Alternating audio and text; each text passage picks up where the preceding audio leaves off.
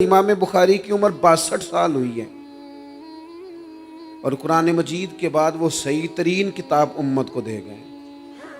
کو بہت لمبی عمر نہیں، 62 سال عمر مبارک پائی. کتنا ہمارے بزرگوں نے کہا. حضرت عمر بن عبدالعزیز کی عمر 39 سال ہوئی، پوری 40 نہیں. کتنی خیر بانٹی انہوں نے زمانے میں. کام نہیں کرتے، پروگرام نہیں بناتے، ہم خیر نہیں جمع کرتے. خیر جمع کرنے کا وقت تو ہے، فٹافٹ کر لی جائے.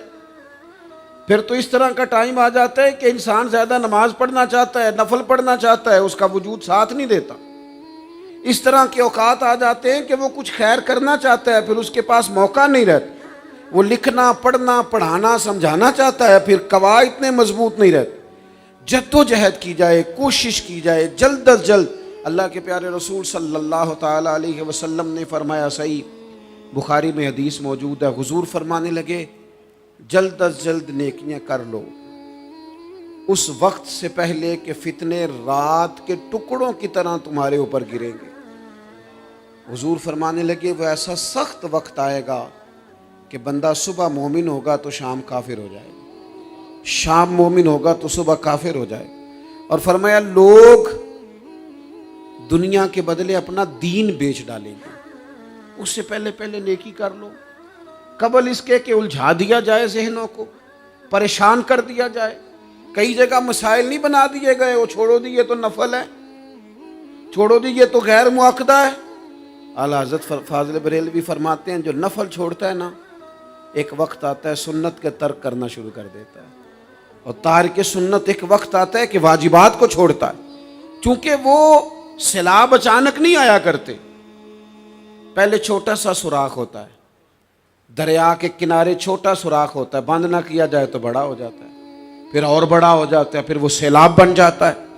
کیا ہوتا ہے کہ جب ہم دیر کرتے ہیں، آپ دیکھ لیں دنیا داری میں لوگ کتنے آگے نکل گئے، کتنے دنیا داری کی جو چیزیں آئیں وہ غالب ہو گئیں. میں آپ سے پوچھا ہوں جتنے لوگوں کے پاس موبائل ہیں اتنے لوگ نمازی بھی ہیں؟ موبائل بعد میں آ کے غالب ہو گیا سب پہ، اور نماز آپ یہ ایوریج نکالے نا، جتنے لوگ فیس بک پہ ہیں اتنے لوگ دینی تعلیم کے میدان میں بھی ہیں، پڑھنے پڑھانے کا مزاج بھی رکھتے ہیں. جتنی نصیحتیں کرنے میں آج لوگ نکلے ہوئے ہیں، کیا اتنی خیر بھی دنیا میں بٹ رہی؟ جتنی جدید ٹیکنالوجی آ گئی سب ہم نے حاصل کر لی، بری بات نہیں، ٹھیک ہے، اچھی بات ہے. لیکن سوال یہ ہے کہ وہ باتیں جو سالوں سے ہو رہی ہیں اور جو ہمارے دین کے فرائض میں شامل ہیں ان پر عمل کب ہوگا؟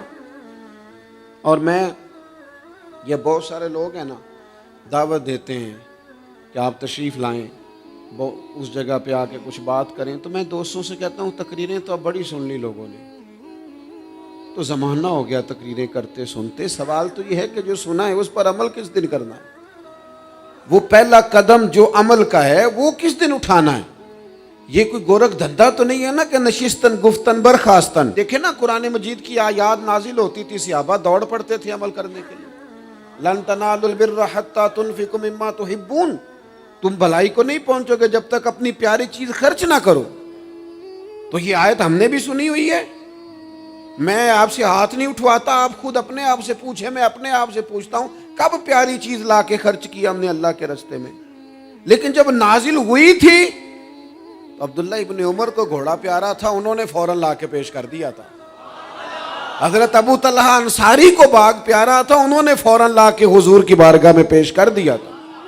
ہم کب یہ کام کریں گے؟ ہم سن رہے ہیں، ہمیں آتی ہے، ہم آگے بڑھا رہے ہیں، لیکن جلدی سے صحابہ کا یہ مزاج تھا کہ جیسے ہی ان تک خیر پہنچی انہوں نے عمل کر کے دکھایا. جیسے نصیحت ملی اس نصیحت پر وہ عامل ہو گئے. امام جعفر صادق رضی اللہ تعالیٰ عنہ سے ایک شخص نے پوچھا حضور میں دین کی خدمت کرنا چاہتا ہوں، تبلیغ کرنا چاہتا ہوں، کوئی طریقہ بتائیں. بہت سارے لوگ ہیں آج کل جو یہ چاہتے ہیں کہ جناب مجھے نہ کوئی آپ نسخہ بتائیں، کوئی سلیقہ بتائیں، میں دین کا کام کرنا چاہتا ہوں، دعوت خیر دینا چاہتا ہوں، کوئی طریقہ بتائیں. تو سیدنا امام جعفر صادق رضی اللہ تعالیٰ عنہ فرمانے لگے آسان طریقہ ہے، اور بغیر کسی فلسفے کے، بغیر کسی الجھی ہوئی گتھی کے سلجھی ہوئی بات ہے، بالکل طے. تو دین کی تبلیغ کرنا چاہتا ہے؟ اس نے کہا ہاں۔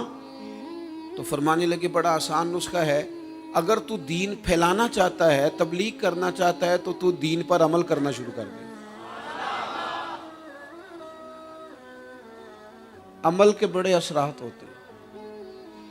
عمل، حضرت باجید بستامی فرمایا کرتے تھے، جس نے ہماری خاموشی سے کچھ نہیں سیکھا وہ ہماری تقریر سے کیا سیکھے گا۔ یہ جو عمل ہوتا ہے یہ اتنی بڑی خاموش تبلیغ ہے، اتنی بڑی۔ امام جعفر صادق فرمانے لگے تو عمل کر، وہ تیرا عمل کرنا۔ آپ پڑھیں گھر میں نماز، آپ کے بچوں کو شوق ہو جائے گا۔ آپ کھولیں گھر میں قرآن مجید، آپ کے بچوں کا دل لگ جائے گا۔ آپ بیٹھیں تسبیح لے کے کہ آج میں نے آدھا گھنٹہ محبوب کی بارگاہ میں درود و سلام عرض کرنا ہے، بچوں کی طبیعت لگ جائے گی۔ عمل جو ہوتا ہے اس کا فیض بٹتا ہے، نیکی میں آگے بڑھنے کی جد و جہد، کوشش کرنا کہ میں ذرا خیر کے کام میں آگے نکلوں۔ کیا کہا حضرت عمر نے؟ کبھی ہم سنتے ہیں باتیں، کبھی اس کی گہرائی میں اترو نا۔ سیدنا فاروق اعظم فرماتے ہیں میری ساری عمر دوڑ لگی رہی کہ میں ابو بکر صدیق سے نیکیوں میں آگے نکل جاؤں۔ ساری زندگی میری دوڑ رہی، جد و جہد رہی کہ میں ابو بکر صدیق سے آگے۔ 2.5% زکوٰۃ ہے۔ عمر کہتے ہیں میں 50% لے کے آیا تھا، لیکن میں 50% پہ پہنچا تھا تو ابو بکر 100% پہ پہنچ گئے تھے، وہ سارا ہی لے آئے تھے۔ میری دوڑ رہی، یہاں بھی دوڑ ہے، میری عزت کرو، میرے آنے پہ کھڑے ہو جاؤ، معاذ اللہ میرا اکرام کرو، میں فلاں صاحب ہوتا ہوں، قبیلے میں، برادری میں، سوسائٹی میں، سماج میں یہ نام رکھتا ہوں، میں فلاں سیاسی، سماجی، فلاحی، رفائی تعارف رکھتا ہوں، میرا فلاں معاملہ ہے۔ یہ اس مزاج میں دوڑ لگ گئی، اس طبیعت کی دوڑ لگ گئی، مجھے بھی مانا جائے، مجھے بھی گنا جائے، مجھے بھی شمار کیا جائے، میرا بھی نام ہو جائے، مجھے بھی اگلوں میں رکھا جائے، قرب والوں میں میرا بھی تذکرہ کیا جائے۔ جو دوڑ ہمیں بتائی اور سکھائی گئی تھی اس دوڑ میں ہم شریک کیوں نہیں ہوتے؟ اس میں آگے کیوں نہیں نکلتے؟ وہ جو ہمیں فرمایا گیا تھا کہ تمہیں پتہ چل جائے پہلی صف کا ثواب کتنا ہے تو تم قرآن اندازی کرو۔ تو یہ قرآن اندازی کس دن ہونی ہے؟ یہ والی قرآن اندازی کس دن ہونی ہے؟ لیکن وہ قرآن اندازیاں تو ہو رہی ہیں عمرے کے ٹکٹ کی، اتنے عمرے کے ٹکٹ، اتنے عمرے کے، اچھی بات ہے، اس کی بھی کوئی مخالفت نہیں، لیکن جو کام جس میں آگے بڑھنا تھا، جس میں جد و جہد کرنی تھی، جس میں دوڑنا تھا، جس میں کاوش کرنی تھی، اس میں تو ہم پیچھے ہیں۔ زندگی اتنی تیزی سے گزر رہی ہے، آپ یقین کریں پیچھے پلٹ کے دیکھتے ہیں تو پتہ ہی نہیں چلتا کتنے سال بیت گئے۔